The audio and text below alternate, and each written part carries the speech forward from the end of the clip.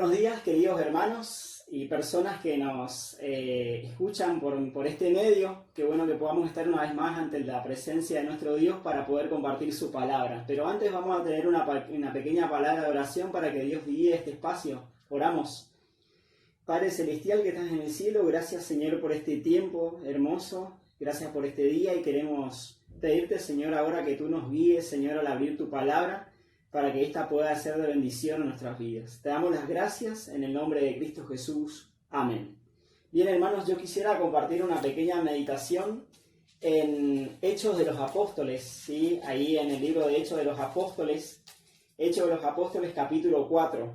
Para entrar un poquito en contexto acerca de este pasaje, podemos decir, ¿no es cierto?, que Pedro había sanado a un paralítico de nacimiento en los primeros pasos que dio la iglesia. Y vemos que este paralítico de nacimiento había despertado el interés de otras personas, ¿sí? Debido a que este milagro se había realizado en este paralítico, justamente los líderes habían preguntado a Pedro por qué se había hecho ese milagro, quién era él para hacer ese milagro, y justamente Pedro en ese momento había declarado que no era mediante su persona la que era realizado ese milagro, sino que era mediante la persona de Jesucristo, y anunció mediante la persona de Cristo la resurrección de los muertos, ¿sí? Esto despertó la envidia de los líderes, tanto religiosos como también de los líderes de Roma, y también podemos decir que Pedro fue a la cárcel, ¿sí? Pedro fue encarcelado y después fue puesto bajo amenaza por hablar en nombre de la persona de Cristo. Pero cuando Pedro es absuelto, cuando le sueltan a Pedro, Pedro va y cuenta esta experiencia a los demás cristianos. Y los demás cristianos tienen una actitud realmente muy llamativa en ese momento, ¿sí? Y yo quisiera compartir con ustedes a partir del versículo 23.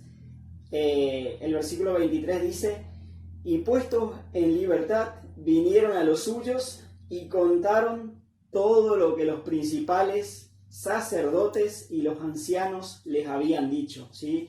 Habíamos dicho en un principio que Pedro y Juan estuvieron presos, ¿sí? Y que ellos contaron todo lo que había sucedido a los demás cristianos, ¿sí? Qué bueno que nosotros también podamos de alguna manera tener a alguien, ¿sí? En quien confiar, ¿sí? En una persona, si bien dice la Biblia que no debemos confiar en los hombres. Sin embargo, en el tema de las oraciones, qué bueno que nosotros podamos tener a alguien a quien contarle nuestra situación para que esa persona pueda orar por nosotros, ¿sí? Muchas veces en la iglesia lo compartimos tanto en el grupo como también podemos compartir con un hermano. Hay diversas situaciones que podemos compartir con hermanos más íntimos, personas espirituales que nos puedan ayudar, ¿sí?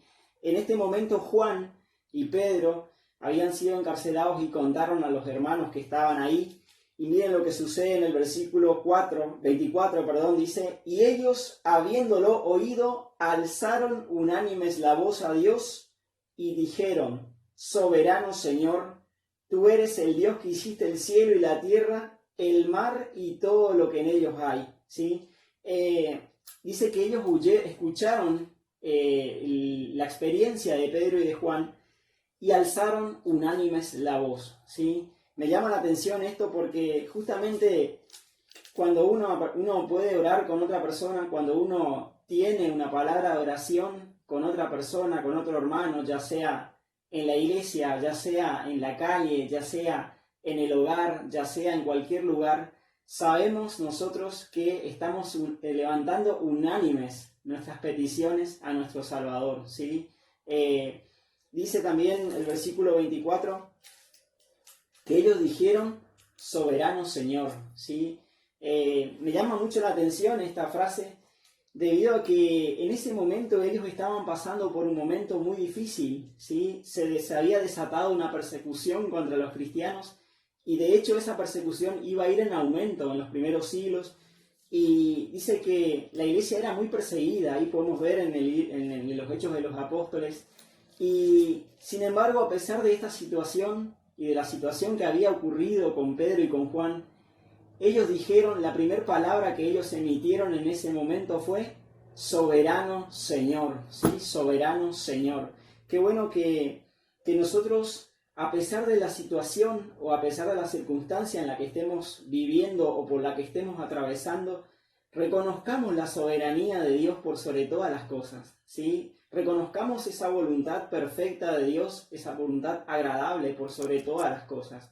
Quizás es fácil decir cuando uno está bien, es fácil decir qué bueno que es Dios o soberano Señor, ¿sí? Pero la pregunta es, ¿qué tan fácil es decir soberano Señor cuando uno está pasando por una situación complicada, ¿sí? Sin embargo, estos cristianos de los primeros siglos nos dejan un ejemplo por medio de la palabra, que ellos reconocían, a pesar del momento que estaban atravesando, que la soberanía de Dios estaba por sobre todas las cosas.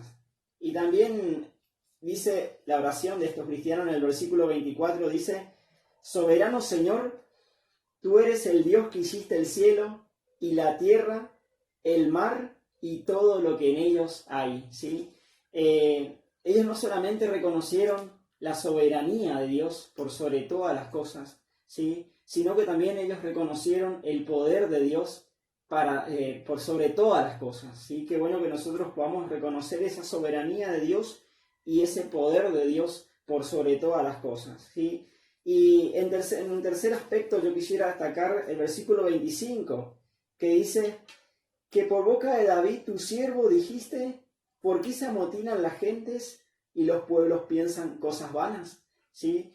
Estos primeros cristianos no solamente reconocieron la soberanía de Dios por sobre todas las cosas y el poder de Dios por sobre todas las cosas, sino que también ellos trataban, y en los primeros capítulos de Hechos podemos ver que ellos trataban de buscar en las Escrituras la explicación para cada momento que estaban viviendo en sus vidas, ¿sí? Ellos citan justamente un texto que aparece en los Salmos, un texto profético que aparece en los Salmos, que dice: ¿por qué se amotinan las gentes y los pueblos piensan cosas vanas?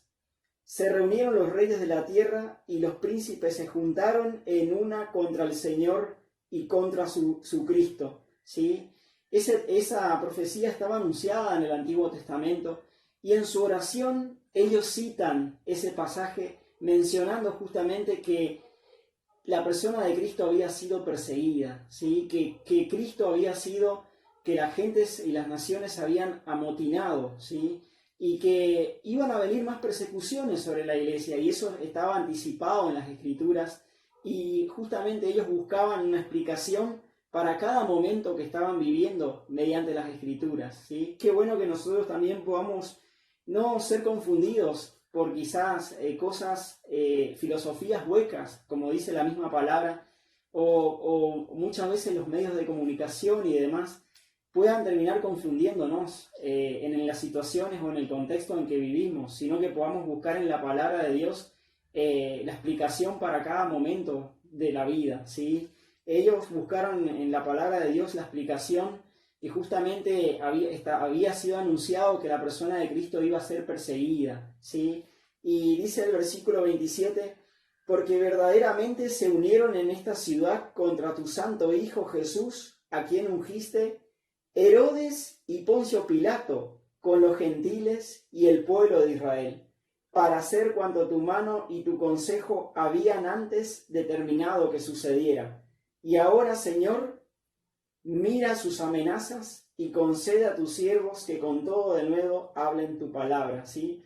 Ellos habían buscado la explicación en las Escrituras y habían mencionado justamente que la persona de Cristo estaba siendo perseguida, ya había sido perseguida, a Cristo lo habían crucificado, Cristo había resucitado de los muertos y había dicho que ellos habían de recibir poder del Espíritu Santo para poder justamente sanar personas y para poder anunciar el Evangelio, ¿sí? Y justamente por eso venía esta persecución, por el hecho de anunciar el Evangelio.